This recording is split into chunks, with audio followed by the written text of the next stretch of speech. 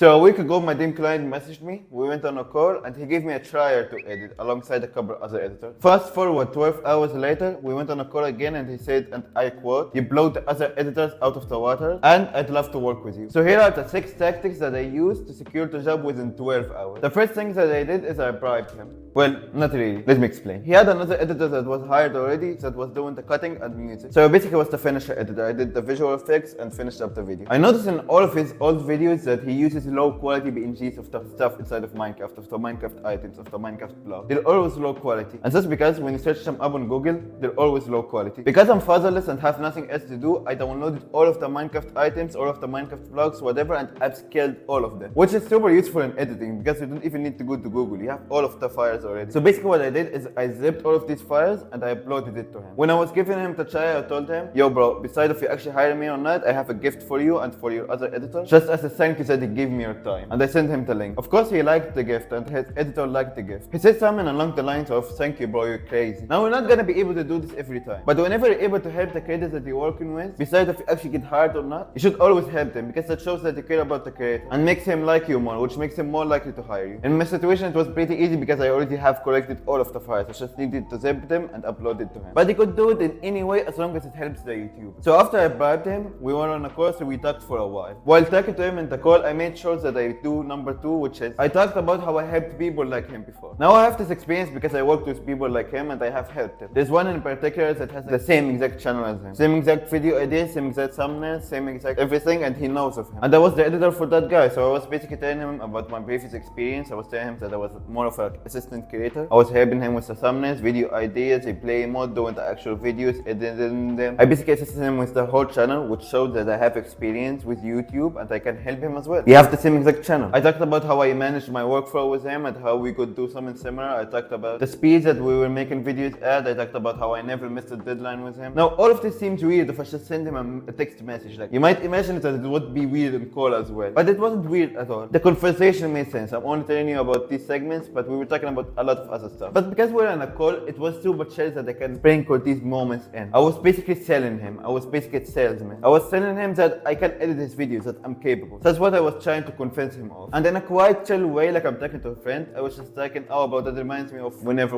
and it wasn't weird. If it wasn't text, then it would be super weird to send a message, "Yo bro, yeah, I have worked with this creator before and I have done this to him and done this to him." It would be super weird. That's why you go on calls. Everything is more chill in a call. Everything is easier to sell in a call. And it also gives you more trust and makes the YouTuber remember you more. Within the first 3 messages, I just told him, "Yo bro, would you like to jump on a call?" And he said yes. Thank you for suggesting that. That would save a lot of time. In the call, I made him remember me more, which made him more likely to hire me. I made him trust me more. I gave him a gift. I sold him on my best experiences. And it was all chill. We were laughing. But number 3, and honestly the biggest reason that he hired me, is I improved my work ethic to him. Now we're talking, he asked me about my time zone and he knew when I was going to sleep. By the time that I had the trial opened, I was actually supposed to sleep like an hour ago. And he knew that. But when giving me the trial, he told me, "This trial doesn't have a deadline. I want to see how fast you can get it back to me." Which was a challenge, and I accepted the challenge. So by that time, he went to sleep and I was awake for 14 hours. So instead of going to sleep like any normal human, I just stayed awake another 12 hours and finished the trial by the time that he woke up. The next morning when he woke up, I told him, "Yo bro, good morning. Would you like to jump on a call?" Now he asked me like, "Do you have a question? Do you have a problem with the trial?" I told him, "No, I finished it."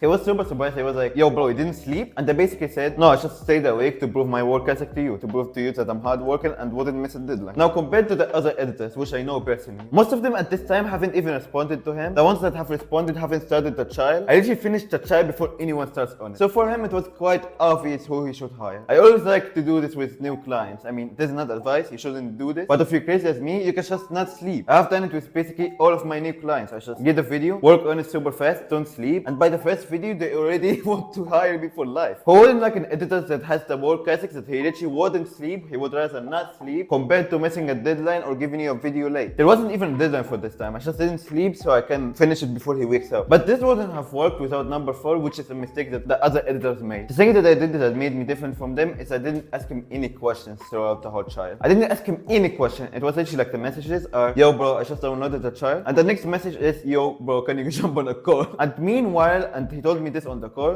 the other editors told him, "Yo bro, I can't do these certain effects. I don't know how to do them. Yo bro, does this look right? I don't understand your vision here. Yo bro, can we delete this part?" They were asking him questions. They were taking brain power from him. The YouTuber wants to give you the video and then forget about it until it's done. Of course, this is different from updates. He should should give them updates. You should tell them, yo bro, I finished this much today. I will finish this much by tomorrow and I will send it to you in 2 days. These are updates. But asking him questions, he doesn't want to respond. He hired you so you can take pain power off him. He has already a lot of stuff to do. And I helped him do that. He gave me the trial. He got the trial done. There was no questions in between. There was no pain powers that I used from him in between. The other editors started late. They didn't try to help him. They didn't jump on a call. They didn't show him previous experience of creators they worked with. And I know them personally. I know what they did. And they were just a headache. Which is alright. If you think that, oh bro, I'm like these other editors. I ask a lot of questions. I do whatever. That's alright. I used to do that too. I lost like a 5K per month job doing that. Asking questions and being a headache. The reason I'm making this video is not to flex. The reason I'm making it is that you can learn the tactics that I learned along the way. And you can start doing them faster than I did. But the fifth thing, and without it, he wouldn't have hired me, is that I did his style and improved it. Now where they will notice the trial, I literally watched like 3 videos of his. I was learning the style. I was learning what sound effects he uses, how many animations he has per video, what his pacing looks like. I was just learning his style of editing. And I improved on it. I did the same amount of visual effects, but I did them better. I did the sound effects in the same way that he does them, but I used better sound effects. I did the right mix between my style and his style. And you do this by knowing the difference between bad editing and different styles of editing. Now I usually edit more over-edited videos that have more animations, but I know him not doing as many visual effects. That doesn't mean that his videos are worse. That means that he has a different style. I know the stuff that he did bad. I know the mistakes that he did in his videos, and I improved these. But the amount of visual effects isn't a mistake, it's a style choice. And it's a pretty thin line between fixing the mistakes and just changing the whole style of the videos. You want to keep the style of the videos, but you want to fix all of the mistakes in it. Of course, if after I did all of that, I gave him the video and it was bad, he might want to hire me and train me, and over time I would learn the style, but he would be way less likely to hire me, and I would be able to charge him way less. And the sixth thing that I did is I started on the trial literally 2 hours after he DM'd me. By the time that he woke up and saw my trial, some editors still haven't responded to him. And these editors were ghosted after they responded to him because he already chose to hire me. I have my Discord and my Twitter in a way where I only get notifications for the most important stuff. Like if anyone watched this video and DM'd me on Twitter, I probably ghosted you and I'm sorry. But I have my Twitter only for clients. This is the only way that I can check it for messages without distracting myself. I literally block the people who DM me who aren't friends or clients. And same to Discord, I'm actually in no servers other than my own. And in my DMs, I literally have like 1 person. At most, I have 3. But every time I finish a conversation, I just close it down. And if someone messages me a lot and he's not my friend, my student, or my client, I just block him. Doing that might seem extreme, but it allowed me to get this client because when he messaged me, I started super fast because I only get messages for the important stuff. And within 2 hours, I already started on the trial and we went on a call and we did all of the stuff that I explained to you. I believe that in sales, as like big companies, when someone books a sales call, they literally like triple, 3x their income by responding to them within 10 minutes. So imagine this, like usually they would respond like within a couple hours, but if they responded within 10 minutes, they 3x their income. They 3x the amount of people who respond back, to 3x the amount of people who go through. Everything becomes way faster. Now, a lot of editors don't do this. A lot of editors aren't as extreme as I am. But it's something that they didn't help me with so many clients. And if I was starting out again, and I would recommend anyone to do the same. Make your Twitter super clean and your Discord super clean so you can respond to messages from clients super fast. Of course, if you're working, you don't check your Twitter or Discord. But every time you finish working or every time you're on your phone, I just check them super quickly. And it's not dopamine, it's not addicting, because most of the time I check it and there's no messages. So I get no dopamine. The dopamine happens when you have like a lot of random people who DM you funny stuff, like memes, like you're in group chats, you're in servers, so you check it, you get dopamine from it. I literally don't have that. I only use them for messaging. I literally disabled my Twitter homepage. And after I did all of these 6 things, within 12 hours he had no other response. Then you blow the other editors out of the water, and I'd love to work with you. Now, if this all seems complicated to you and you're more of a beginner, you can join my server. I have a free course where I explain how to get your first client, and I also do weekly coaching calls. You don't have to be a beginner to join them. I answer all questions from advanced to beginner. But that's it. I hope you learned something, and